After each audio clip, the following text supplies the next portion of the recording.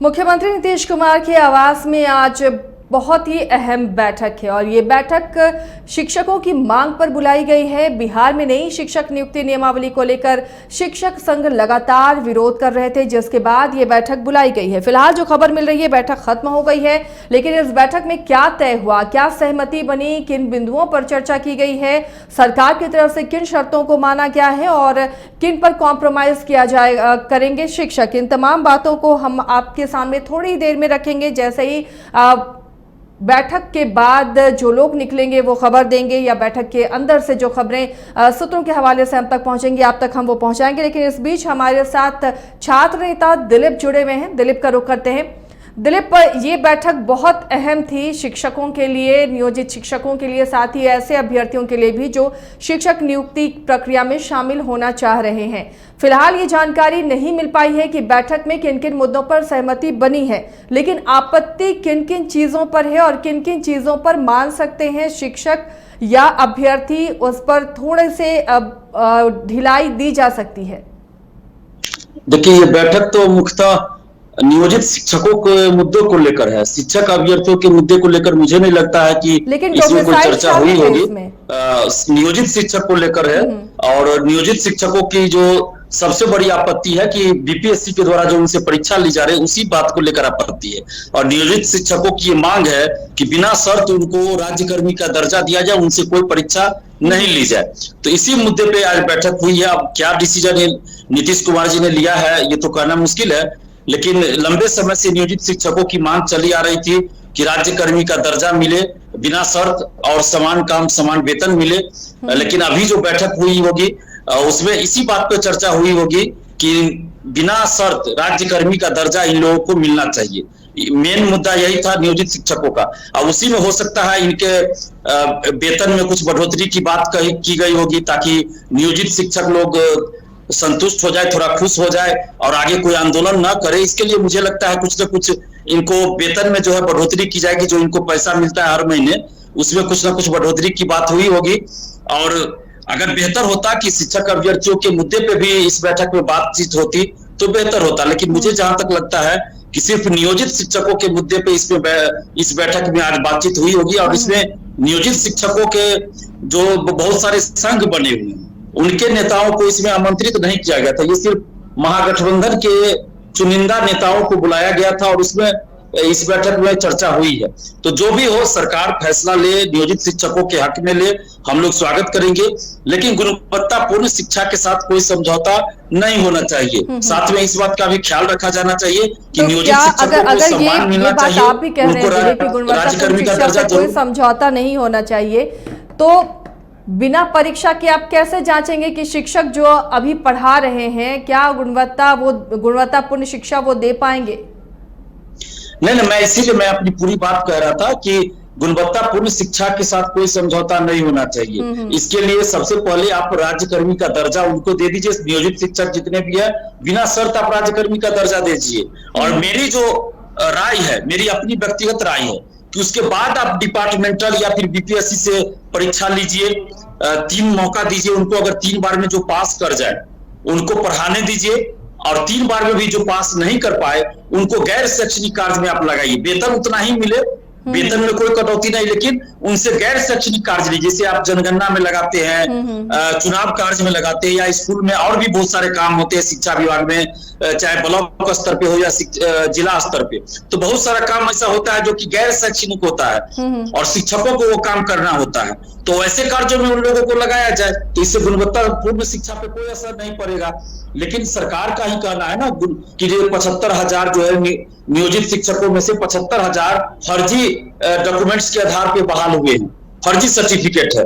तो ये तो फिर पता चल रहा है ना कि बहुत सारे शिक्षक ऐसे हैं जो कि फर्जी डिग्री पे बहाल हुए हैं, किसी तरह डिग्री ले आए और बहाल हो गए, पैसा देके बहाल हुए। सच्चाई है, लेकिन इसका मतलब ये भी नहीं है कि 4 लाख के 4 लाख फर्जी टीचर है। 75,000 का आंकड़ा दिया जा रहा है, तो 75,000 के बाद तो सभी टीचर है कि सही मार्कशीट के आधार पर बहाल हुए हैं। लेकिन फिर भी वो प्रतियोगी परीक्षा नहीं हुआ था। जो बहाली हुई थी वो इस तरह की परीक्षा नहीं थी। लेकिन 10 साल से कोई पढ़ा रहे हैं, कोई 15 साल से पढ़ा रहे हैं, कोई 8 साल 10 साल से पढ़ा रहे हैं, तो फिर पढ़ाते पढ़ाते एक अनुभव हो जाता है पढ़ाने का, तो पढ़ाते पढ़ाते एक अनुभव भी हो जाता है। तो उस आधार पर बार बार इन लोगों को ट्रेनिंग भी दी जाती है। तो सरकार को इस बात का भी ख्याल रखना चाहिए कि किसी के साथ भी अन्याय नहीं होना चाहिए, चाहे वो नियोजित शिक्षक हो या स्कूल में पढ़ने वाले बच्चे हो, सबके साथ न्याय होना चाहिए। इसलिए मैंने ये कहा कि आप सबसे पहले बिना शर्त राज्यकर्मी का दर्जा नियोजित शिक्षकों को दीजिए, इनके वेतन में बढ़ोतरी कीजिए, लेकिन उसके बाद आप परीक्षा लीजिए, उसके बाद परीक्षा लीजिए, चाहे डिपार्टमेंटल लीजिए, उसके बाद बीपीएससी परीक्षा से भी कोई आपत्ति नहीं है, होना चाहिए। लेकिन अभी जो परीक्षा की बात की जा रही है कि नए अभ्यर्थी और जो 15 साल से शिक्षक है दोनों को एक साथ परीक्षा लेना कहीं से उचित नहीं है, ये तो बिल्कुल ही अनुचित है। कोई 10 साल से नौकरी कर रहे हैं उनको उनकी परीक्षा, और कोई अभी 4 साल से 3 साल से तैयारी कर रहे हैं शिक्षक बनने की उनकी परीक्षा, दोनों को एक साथ परीक्षा लेना कहीं से उचित नहीं है। लेकिन हम लोग बीपीएससी से परीक्षा का स्वागत करते हैं। गुणवत्तापूर्ण शिक्षा के लिए ये बहुत आवश्यक है, क्योंकि आज हर कोई जानता है कि बिहार में गुणवत्तापूर्ण शिक्षा का घोर अभाव है, चाहे स्कूल हो, कॉलेज हो, यूनिवर्सिटी हो। तो इसके लिए सबसे पहले आवश्यक है कि गुणवत्तापूर्ण शिक्षकों की बहाली हो, तभी गुणवत्तापूर्ण शिक्षा की व्यवस्था हो पाएगी।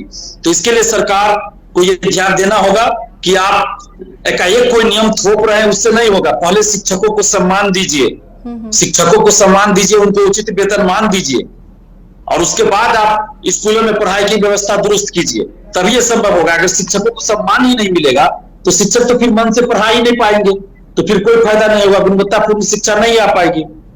इसीलिए सबसे पहले शिक्षकों को सम्मान दीजिए। इसका रास्ता क्या हो सकता है दिलीप, अगर सरकार भी इन मांगों को वापस लेने के लिए तैयार नहीं होती है? हालांकि जब बैठक बुलाई गई है तो ये गुंजाइश है कि बहुत चीजों पर सहमति बन गई होगी, लेकिन बीच का रास्ता किन किन मुद्दों पर शिक्षक मान सकते हैं? आपका कहना है कि बीपीएससी परीक्षा से कोई ऐतराज नहीं है, लेकिन मानदेय बराबर मिलना चाहिए, वो तमाम फैसिलिटी मिलनी चाहिए, लेकिन उसमें भी जो शिक्षक अगर छट जाते हैं, सफल नहीं हो पाते हैं, उनका फिर क्या होगा जो 10 साल 15 साल से हैं कि जो वहां से अगर निकल रहे हैं प्रतिनिधि, उनसे बात हो पाए आपकी? तब तक हमारे साथ दिलीप भी जुड़े हुए हैं। दिलीप, जिस तरह गौतम बता रहे हैं, जो बॉडी लैंग्वेज नजर आ रही है लोगों की, जिस तरह से चेहरे पर सुकून और खुशी नजर आ रही है, यानी कि राज्यकर्मी जो मुख्य मांग थी इनकी वो मान ली गई है, ये कितनी बड़ी जीत होगी आंदोलन की, इस आंदोलन की? देखिए, तो बहुत बड़ी जीत होगी, क्योंकि लंबे समय से राज्यकर्मी का दर्जा देने की मांग नियोजित शिक्षक कर रहे थे। हम लोग भी इनकी मांग करते थे। ये सातवें चरण के लिए जो नियमावली आई, प्रकाशित हुआ, उस समय से हम लोग ये मांग कर रहे थे कि नियोजित शिक्षक को बिना शर्त राज्यकर्मी का मिलना चाहिए। उसके बाद जो कीजिए, और जो आंदोलन के दौरान बहुत हजारों, लगभग 1000 शिक्षक के ऊपर एफआईआर दर्ज किया गया या उनको निलंबित किया गया। बहुत सारा मुझे लगता है इसमें चर्चा इस बैठक में जरूर हुई। जितने भी शिक्षकों के एफआईआर दर्ज है या जिनको निलंबित किया गया है, उनको उनका निलंबन वापस लिया जाए, एफआईआर वापस लिया जाए, इस पे भी चर्चा जरूर हुई होगी, क्योंकि संवैधानिक अधिकार है, मौलिक अधिकार है शांतिपूर्वक आंदोलन करने का। इसमें तो कोई गुनाह नहीं है। अगर सरकार को लगता कि आंदोलन गलत था तो परमिशन नहीं देना चाहिए था। गर्दनी बाग में जो आंदोलन हुआ शिक्षकों का, वो तो जिला प्रशासन से परमिशन के बाद ही हुआ था, उसके लिए परमिशन मिला हुआ था पटना जिला प्रशासन का। तो फिर उसमें जो भाग लेंगे उन पे कार्रवाई करने के तो कोई औचित्य नहीं बनता है, कोई कानूनी अधिकार नहीं बनता है। तो वो सभी मुकदमे वापस लिए जाने चाहिए, निलंबन वापस लिए जाने चाहिए। मुझे लगता है कि इन सारी बातों पे चर्चा जरूर हुई होगी, और ये अगर राज्यकर्मी का दर्जा दिया जाता है, जैसी की संभावना है कि चूंकि आगे चुनाव आना है, लोकसभा का चुनाव है, फिर विधानसभा का चुनाव है। अभी नीतीश कुमार जी जिस तरह से इंडिया गठबंधन, इन सब चीजों को लेकर ऐसा लगता है जरूर नीतीश कुमार जी राज्यकर्मी का दर्जा देने की घोषणा कर सकते, हो सकता है 15 अगस्त को इस घोषणा करें, गांधी मैदान से ही करें, ऐसी संभावना है। क्योंकि जब नीतीश कुमार जी राज्य में ही मजबूत रहेंगे तो फिर बिहार से बाहर कैसे, बिहार के बाहर के नेता इनको पूछेंगे? तो इसलिए नीतीश कुमार जी बैकफुट पे आए होंगे और उन्होंने पुनर्विचार किया होगा कि जब नियोजित बड़ा आंदोलन हुआ, और अभी भी आंदोलन लगभग जारी ही है, बार बार आंदोलन की बात कही जा रही है, तो अगर बिहार में इस तरह की बातें होती रहेगी तो बिहार से बाहर के नेता को कैसे अपना नेता मानेंगे या फिर कैसे इनको संयोजक बनाएंगे इंडिया के? इसलिए नीतीश कुमार जी ने ये रास्ता निकाला हुआ कि चलो नियोजित शिक्षकों से बात करके और उनकी मांगों को मान लेते हैं ताकि ये आंदोलन शांत हो जाए। तो ये बहुत अच्छा कदम है। लोकतंत्र में ऐसा होना चाहिए, लोकतंत्र में ऐसा होना चाहिए कि अगर कोई शांतिपूर्वक लोकतांत्रिक ढंग से आंदोलन हो रहा है तो उन मांगों पे सरकार को विचार निश्चित रूप से करना चाहिए और जो सही मांग हो उनको माना भी जाना चाहिए। तो ये तो बिल्कुल सही है। शुक्रिया दिलीप।